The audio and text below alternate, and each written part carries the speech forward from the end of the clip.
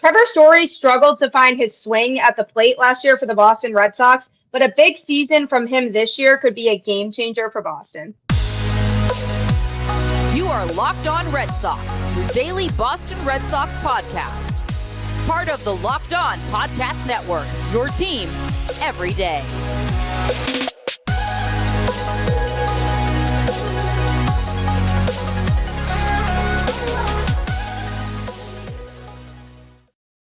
Hello, everyone, and welcome to Locked On Red Sox, your daily Boston Red Sox podcast, part of the Locked On Podcast Network, your team every day.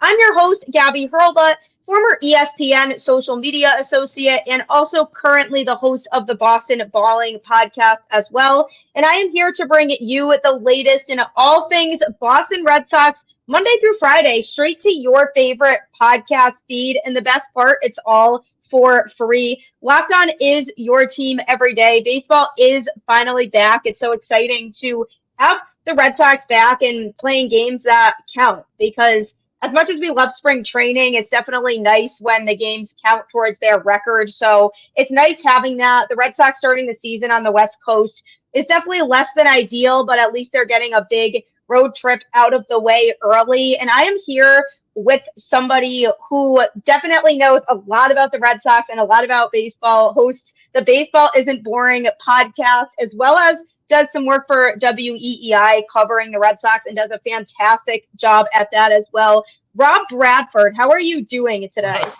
go. You're excited about baseball. You're excited about, I love it. I love it. I told you, I said, I'm in Seattle right now as we speak. And I think I'm the only person in the history of the game who on opening day walked down to the fish market and handed out Baseballs and Boring stickers. So, and people, because you know what though, Gabby, here's the thing is that the reaction, I know that people love free stuff. So let's get that out of the way. Oh, yeah. But they're excited. Like it was 5:30 in the morning, Seattle time. You know, these guys are like hawking fish or like onto the ice, and they're so excited. They're like, like you and I and everything. So baseball season's rolling now, and so let's go. Thank you for having me. I love that vibe. That's got to be a great vibe, seeing everybody so excited. Yeah, it's the Mariners. I mean, like we just did a Power Rankings podcast, and my producer Evan put the Mariners. I think he put them at like number 10. I'm like, really? Like they're interesting. Yeah. Thank you. There you go. It's promo for this. Let's start the conversation about the power rankings. Which, by the way, I had the worst power rankings. Like because I left the Rangers and Astros out completely, and I get to the end of it, I'm like, wow. Completely. Yeah. So hey, here's lesson number 1. I learned this from talk radio. Never back down. Always dig in. So I could spend a half hour on why I left them out, even though the reality was I just forgot about them. So anyway, yes, the Mariners, people are in Seattle, like everywhere. It's great. It's Johnny Gomes said the other day on our podcast. He's like, it's like Christmas. I mean, the Reds do it right. Cincinnati shuts down their city and they have a parade, and it's great. And yeah, that's how we should remember this, because football is football, but we've said this a million different times, whether it was in the book that we wrote, Joe Kelly, and I've talked to a lot of people about this, but baseball is the best game to go to. Especially now, it's the best game. Gap, like you agree with me?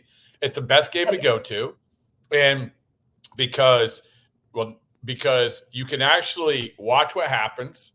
You can talk about it, or you can talk about whatever. You can watch what happens, and something exciting happens.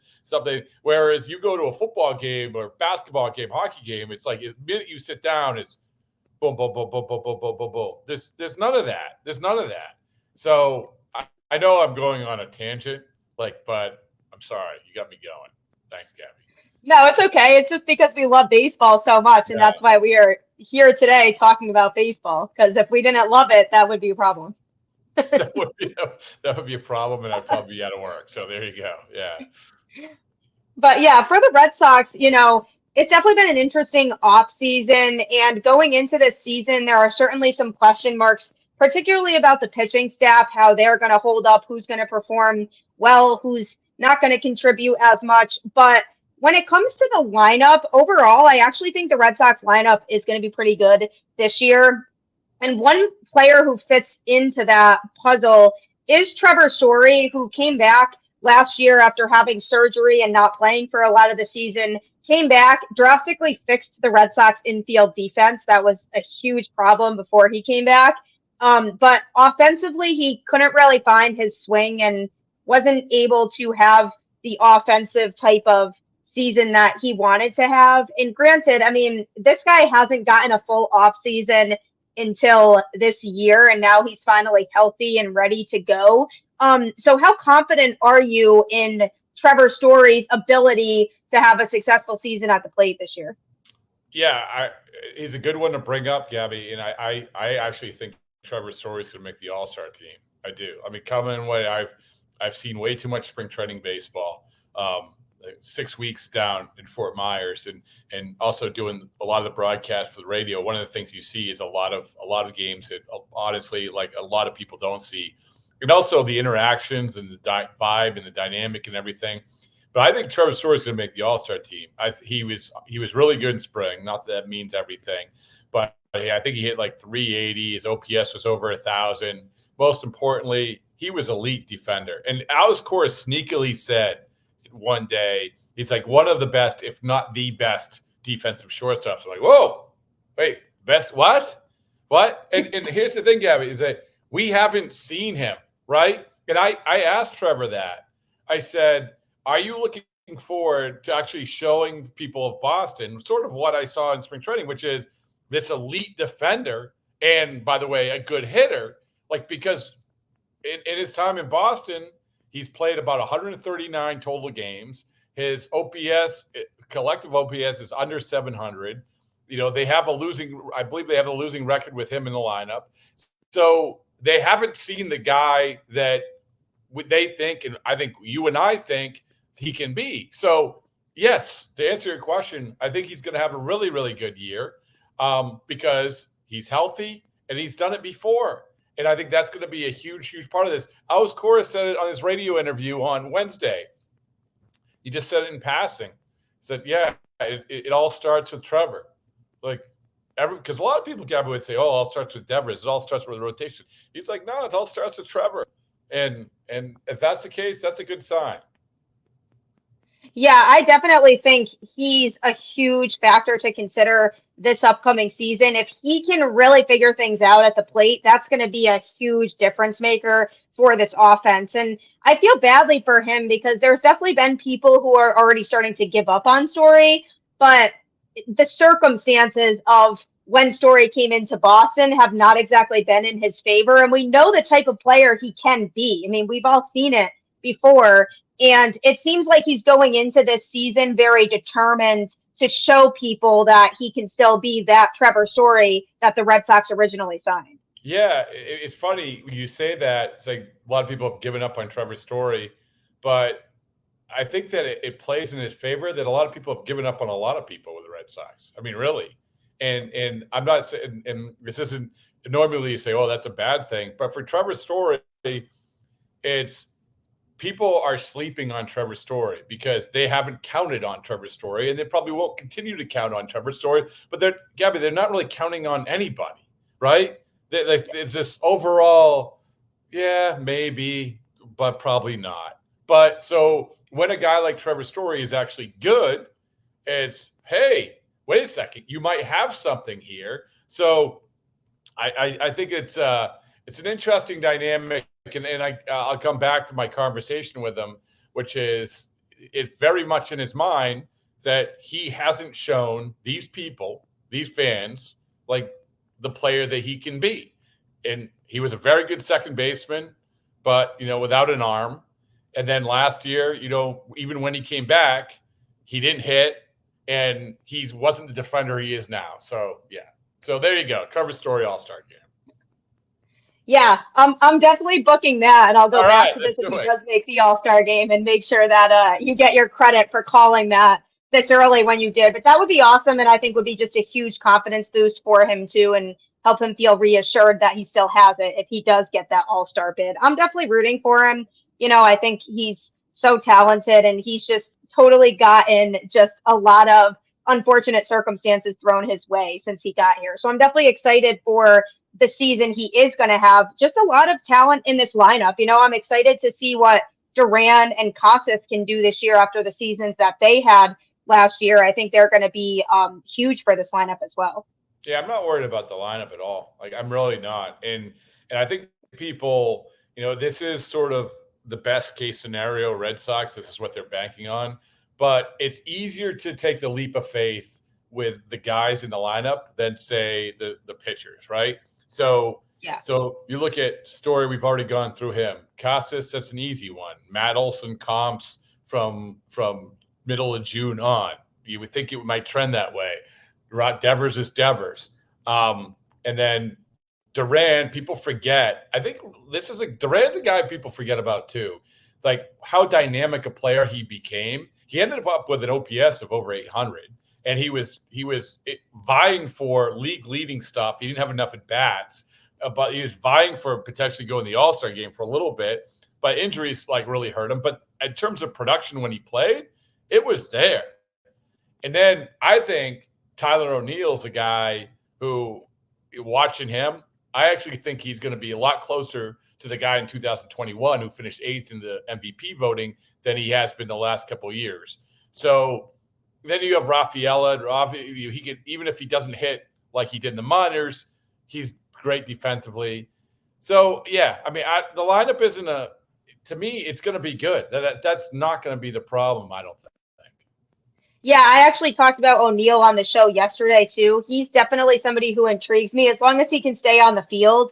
Obviously, health concerns have been a thing with him the last couple of years, but I definitely think we could see somebody who could contribute a ton for this Red Sox team if he's able to stay healthy. I think that was a good addition for the Red Sox this offseason. Yeah, I think he's in a good place. He had a little bit of a calf thing in spring training, but he's been playing ever since. People, again, this is sort of like the Trevor Story thing. People forget how good this guy was. But with him, it was even more recently than Trevor Story. It was 2021. His numbers were insane. It was over 900 OPS, 32 home runs. And as I said, he finished 8th in the MVP. And then the last couple of years, he's been hit with injuries. And everyone says, oh, you benching too much or whatever it is. Well, I sat down with him about lifting, which of course, who doesn't want to hear about that? Which Gabby, I said this is one of my favorite moments interviews when I said to him, well, how much do you max bench? Because everyone wants, and I usually ask that baseball players as a goof. Like I asked it of Bogarts and he laughs. He's like, I haven't benched in 10 years. But with him, he immediately no, well, honestly, they don't have enough weights here for me to do my max bench. It only goes up to 125, the dumbbells. I need 150s. I'm like, oh my God, that's awesome. That's great. And also 3% body fat, which I don't even know if is humanly possible. So I think that's a dangerous. I remember when Duran came out, I said, after he told me that, after O'Neill's yeah, I have 3% body fat. I said, Duran, so what's yours? It's 5%. I'm not at O'Neill's 3%. So still it's 3%. What? Anyway, I do think watching him, he's going to be fun to watch because not only because he hits the crap out of the ball as a big strong guy, not a tall guy, but he's also a really good defender. He's really good. That's the thing that's sort of shocking is that he's really athletic and agile and that's another thing that I think will help. Then there's not square peg round hole with Yoshida in left. I've seen the difference between O'Neill and Yoshida playing left. There's a big difference, and I think I hope so. Yeah, they've come to conclude. Poor Yoshida, man. It's right? It's I know.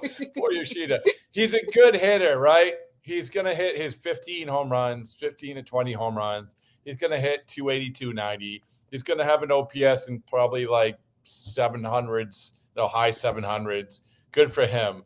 But just the the run. I'm simulating the Yoshida running. He tries so hard to run, but it's and he has such great form.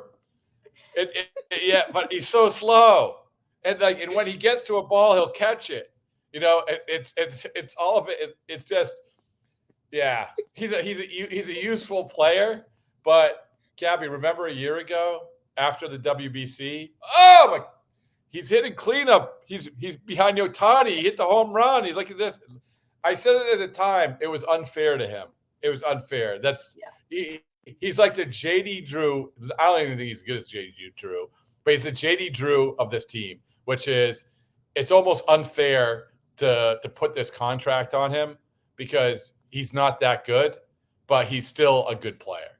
Anyway, you didn't ask me about my Yoshida, but there you go. That's Yoshida. No, I mean, I agree. There are a lot of unrealistic expectations on him coming in. And I think not having to play in left field as much this year and primarily be taking at-bats in the DH spot will be better for him because he doesn't have to worry as much about that defensive side of the ball, and he can focus more on just growing his numbers offensively. So I think he has such perfect form running. Doesn't he? Yeah, I know he does. He definitely does. He runs like straight up. It's just unfortunate. So I don't know if you saw the Nessing guys the other day. They put on social media Mike Monaco. They had him see if he could run under a 6 flat 40. So under 6 seconds on 40. And so I'm watching him run, and I'm like, I told him later, I said, if you took a screenshot, if you took a still image of you running, you think you were running like a 3.940. It's perfect form. And he ended up at like 5.9 something. So anyway, there's Mike Monaco, Masa Yoshida comp. First ever.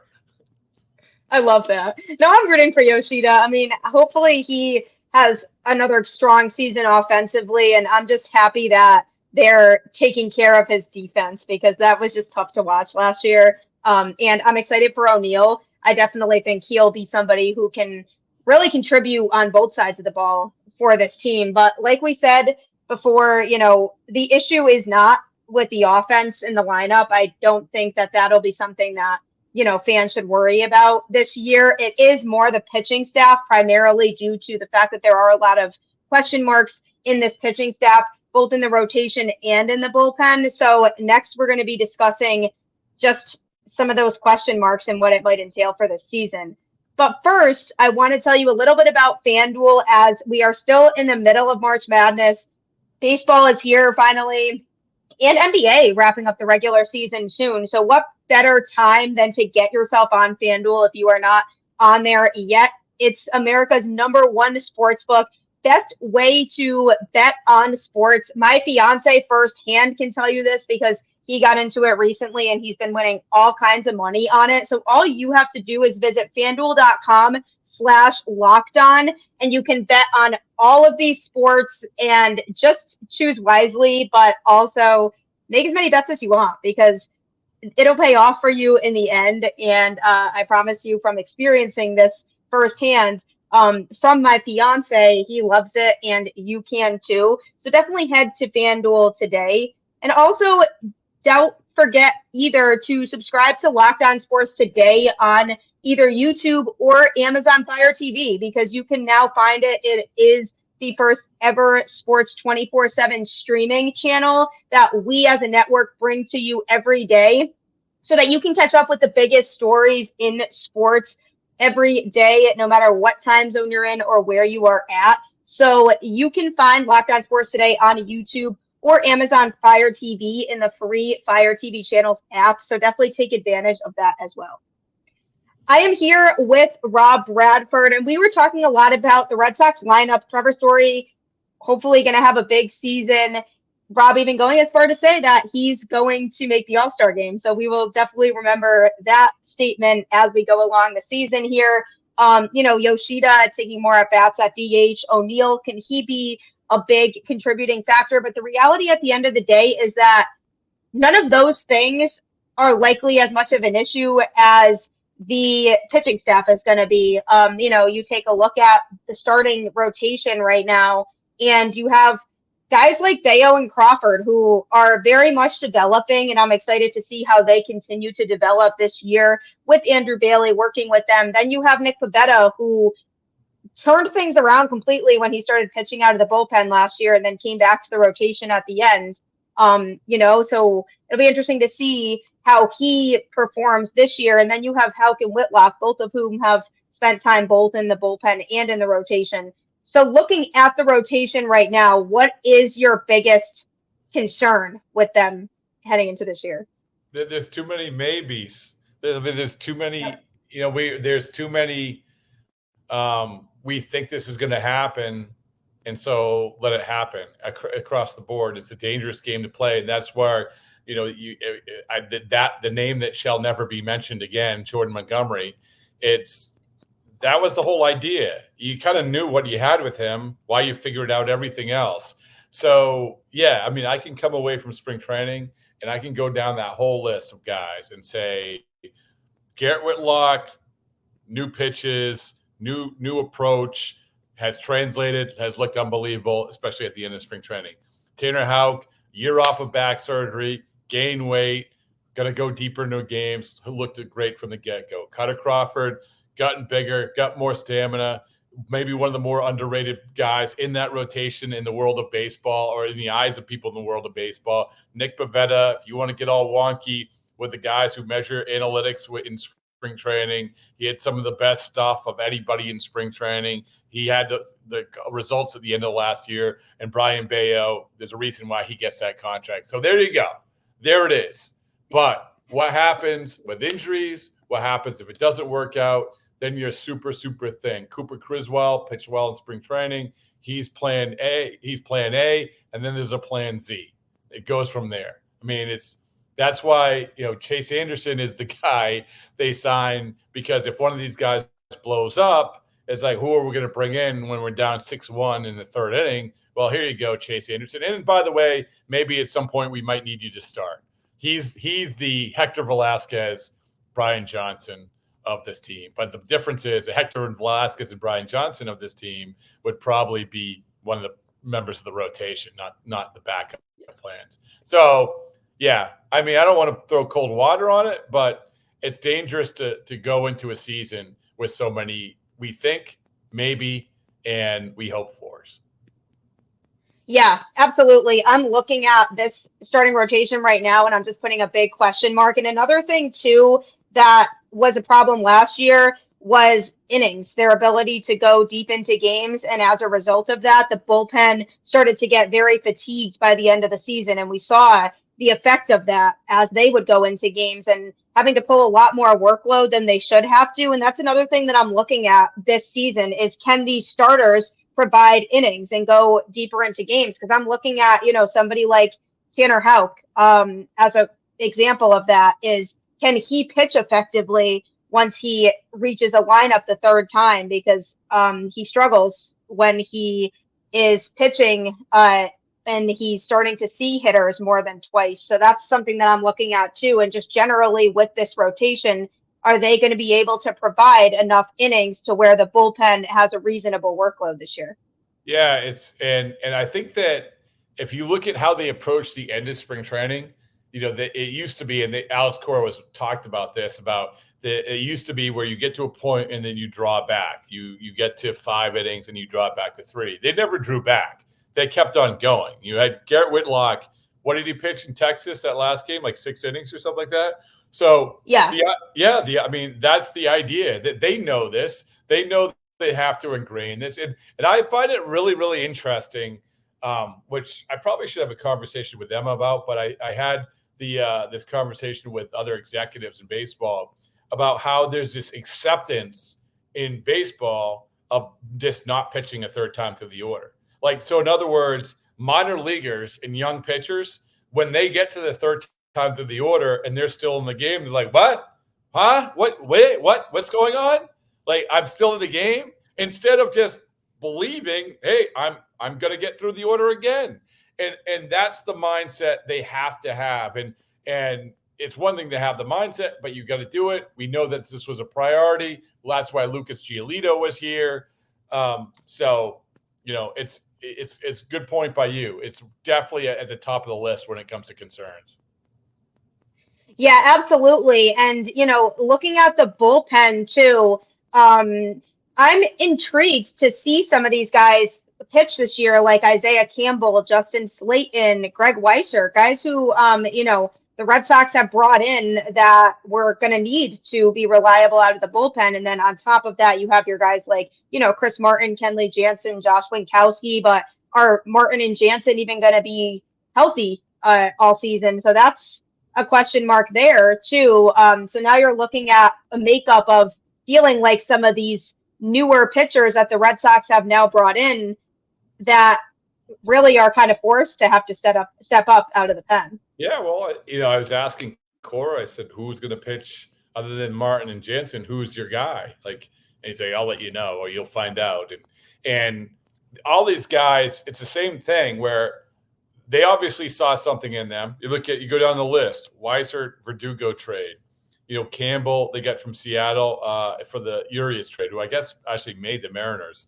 Then Slaten, yeah, good for Luis Urias. Good for you. We'll always remember you.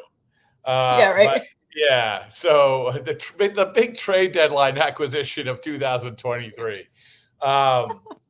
So yeah, and then you have Slaten, who Rule 5 guy, he was like a Rule 5 guy who everybody just once he started pitching, everyone was like, yeah, he's gonna make the team. Like he throws like 98. Yeah, he's gonna make the team. Like there wasn't even like a room for interpretation. So you have him, and then obviously Winkowski. So yeah, who is going to pitch? And I got to imagine it's going to be a lot of mixing and matching because these guys have different skill sets. But it's all going to lead to Chris Martin and Kenley Jansen, and if they can do what they did last year with the bullpen behind them, Gabby, you just can't. To your point before, you just can't keep having 4 2/3. Like they're not built that way.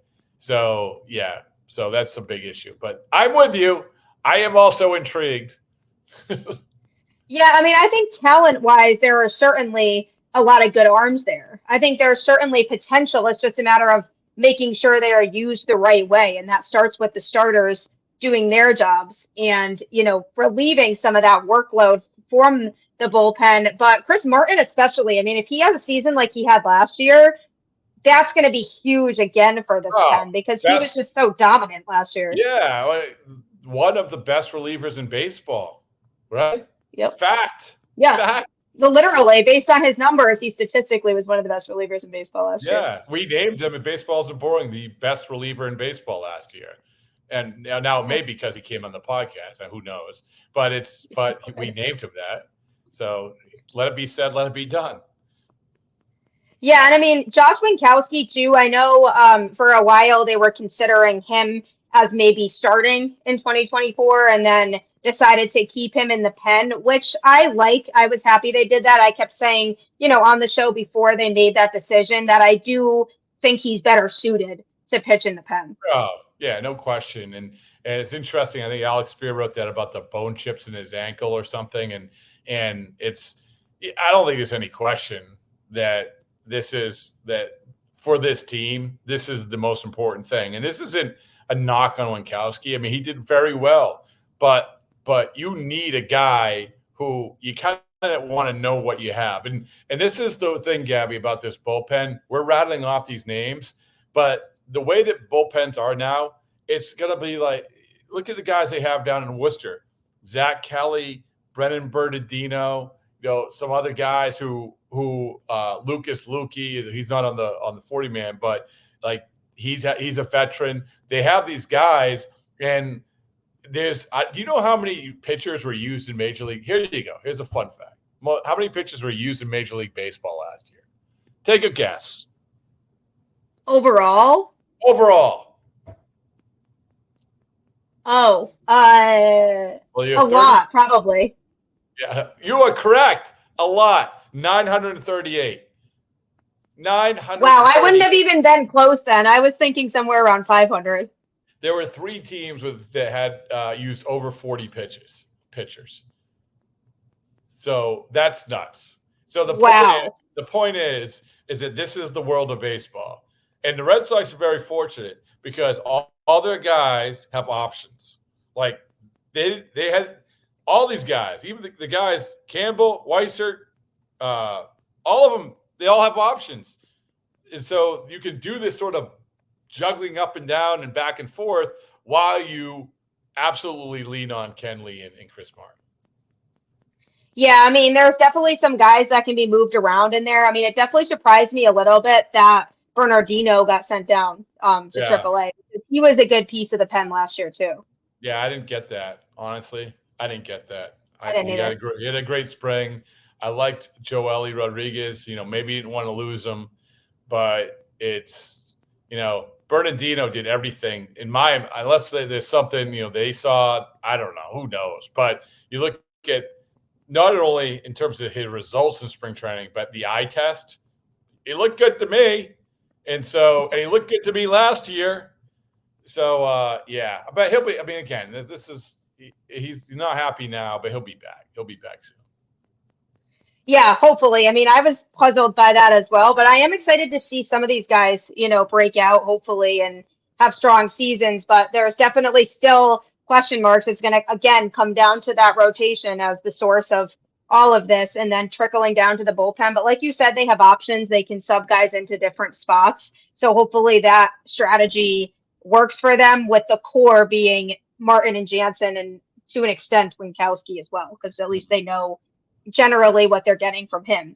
But the Red Sox did make a small little trade with the Tampa Bay Rays, which I thought was pretty interesting. The Rays are always interesting every year in terms of how they go about the season, but somehow they find a way to be competitive every year. So I definitely want to hear your thoughts on that. Don't forget, though, people, you can subscribe to Locked On Red Sox on any podcast platform, wherever you listen to your podcast. Also follow the show on Twitter at @LO_Red Sox. You can follow me on Twitter at Gabby Hurlbut10, especially now during the season. You will want to be following me, and I'll want to be following you, so we can talk about all things Red Sox as the season progresses. Whatever mood you're in, I'm probably in the same mood when it comes to this team.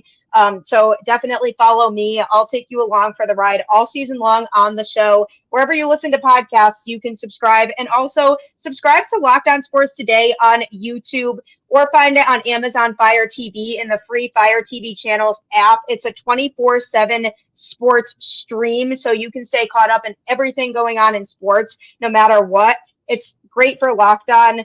We are the first network to launch something like this, so definitely subscribe to Locked On Sports Today as well. I am here with Rob Bradford, and we've talked about a lot: the lineup, the rotation, the bullpen. What's going to happen with all of this year? Time will tell who's going to be used where. Are the starters going to be able to pitch deeper into games? Big question going into the season, but the team did make a move that presumably is for depth by acquiring a Japanese pitcher from the Tampa Bay Rays for cash considerations in Naoyuki Uwasawa. And he last pitched in Japan in the Pacific League, where he appeared in 24 games, going 9-9 with a 2.96 ERA. He also did strike out 124 hitters in 170 innings. So there's definitely some intrigue there, but what I really want to know is, what do you think prompted the Red Sox to make this move, and especially as late as they did? A couple of things. Number one, I've seen this guy pitch in spring training, and I'm sure he's a very nice guy. I'm sure he's a very nice guy.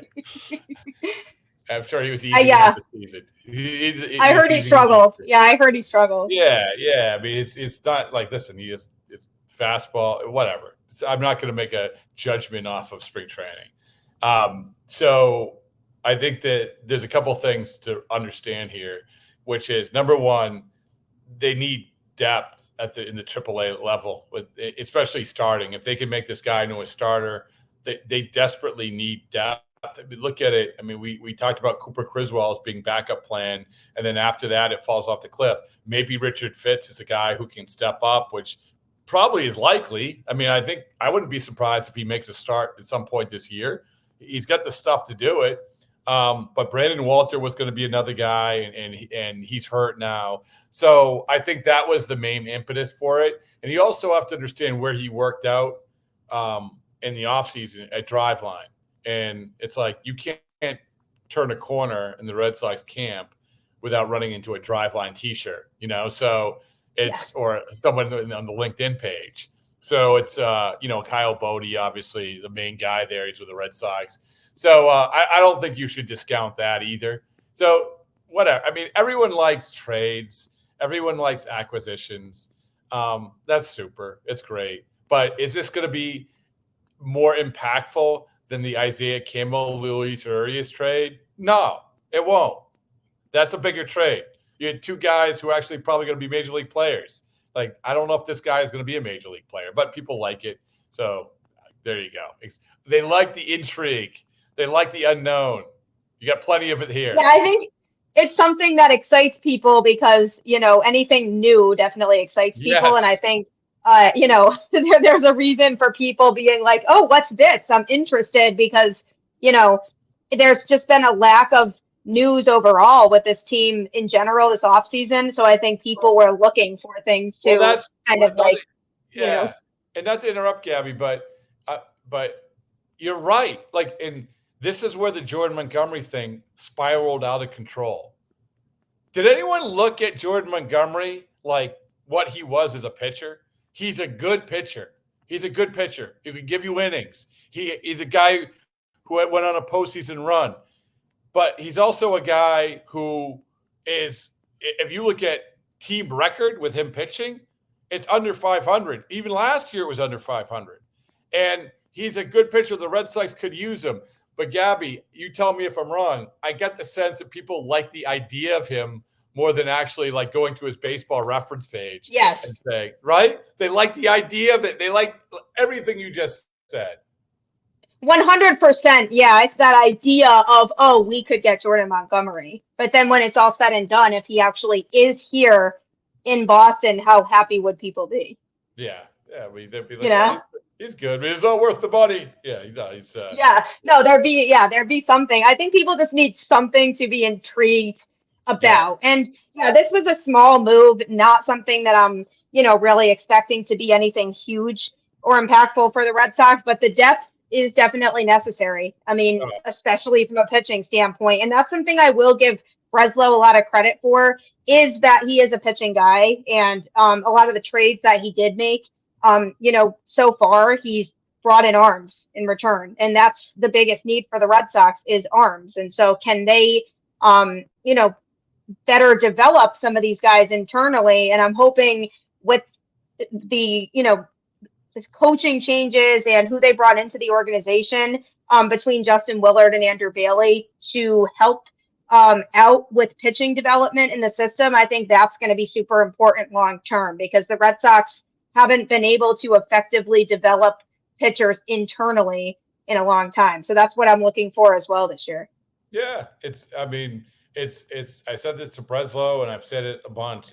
It's sort of like, it's not great to put on the bumper stickers, but it's like the car you have in the garage and it's not going to be able to like hit the open road, but you have to fix the floorboards and the steering wheel and the upholstery and everything else. So you have to fix what's under the hood.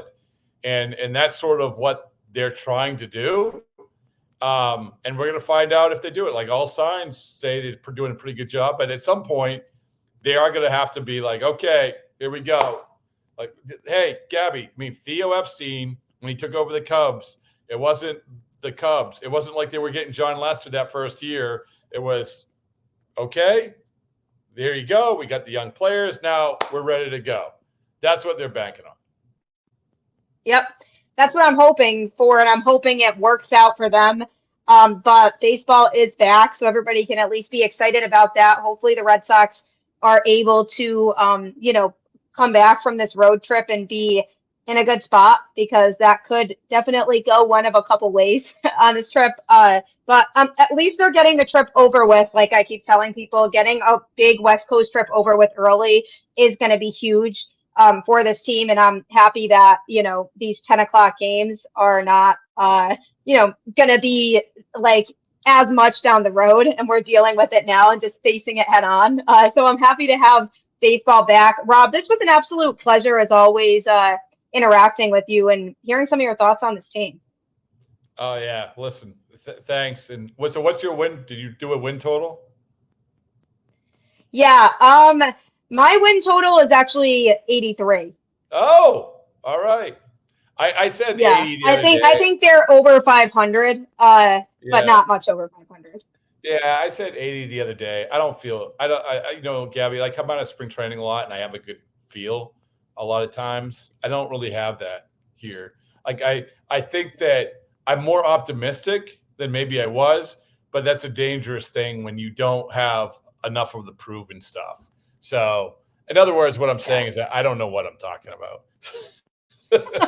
Yeah, it'll be an interesting season. I think in some ways they definitely could surprise people and be a little better than people think, but they also might completely crash and burn because of the pitching. So we don't really know. It could go a lot of different ways, but 83 has kind of been what I've been saying. So I'm going to stick with that and see how close it ends up being. Yeah, I like it. I think that's a solid prediction. I actually would like to steal that from you. I will also pick 83, at least Okay. for here now. Yeah, thank you.